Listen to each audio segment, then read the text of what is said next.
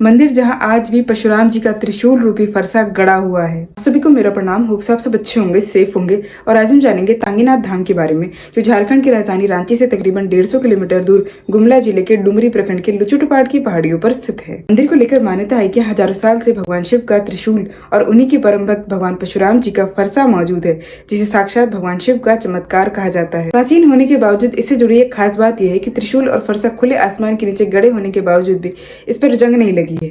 वैसे तो कहा जाता है लोहा एक ऐसा धातु है जिसे कुछ घंटों के लिए बारिश में छोड़ दिया जाए तो उस पर जंग लग जाती है, परंतु इस त्रिशूल और फरसे पर आज तक जंग नहीं लगी है। इसे भगवान शिव का ही चमत्कार कहा जाता है। परशुराम जी के इस विशाल फरसे का उल्लेख रामायण, महाभारत और भागवत पुराण के प्राचीन ग्रंथों में भी मिलता है, जिसकी कथा कुछ इस प्रकार है। त्रेता युग में राजा जनक की पुत्री अर्थात माता सीता के स्वयंवर के दौरान जब राम जी के हाथों महादेव जी के धनुष पर प्रत्यंचे चढ़ाते हुए वह धनुष टूट जाता है, उसकी भयंकर ध्वनि सुनकर परशुराम जी उस स्वयंवर में पहुंचते हैं और भगवान राम और लक्ष्मण जी को पहचाने बिना उन्हें बहुत बुरा भला कहने लगते हैं, उन्हें सजा देने की बात कहने लगते हैं। परंतु जब उन्हें एहसास होता है कि उनके समक्ष खड़े भगवान राम स्वयं विष्णु भगवान के अवतार हैं, तब उनका क्रोध शांत होता है और वह अपने बोले गए शब्द पर प्रायश्चित करने के लिए जंगलों के बीच एक पहाड़ पर चले जाते हैं और वहां पर अपना फरसा गाड़कर तपस्या में लीन हो जाते हैं। और उसी स्थान को आज तांगीनाथ धाम के नाम से जाना जाता है।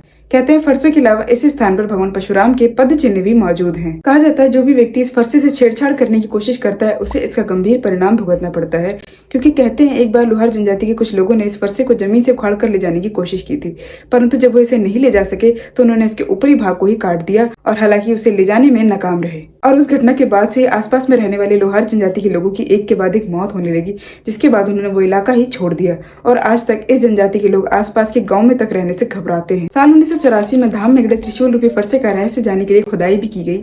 खास बात यह, खुदाई के दौरान 15 फीट के अंदर तक खोदने के बावजूद भी फरसे का आखिरी हिस्सा नहीं मिल पाया और ये आज की तारीख में जमीन के करीब 5 फीट ऊपर त्रिशूल की आकृति वाला फरसा साफ नजर आता है और ये हजारों सालों से इसी तरह खुले आसमान के नीचे रहता है और आज तक इसमें कोई नुकसान नहीं हुआ है। धाम में पत्थरों से निर्मित एक प्राचीन मंदिर भी है, जिसमें खुले आसमान के नीचे 108 शिवलिंग और अन्य देवी देवताओं के प्राचीन पत्थरों से निर्मित प्रतिमाएं भी हैं।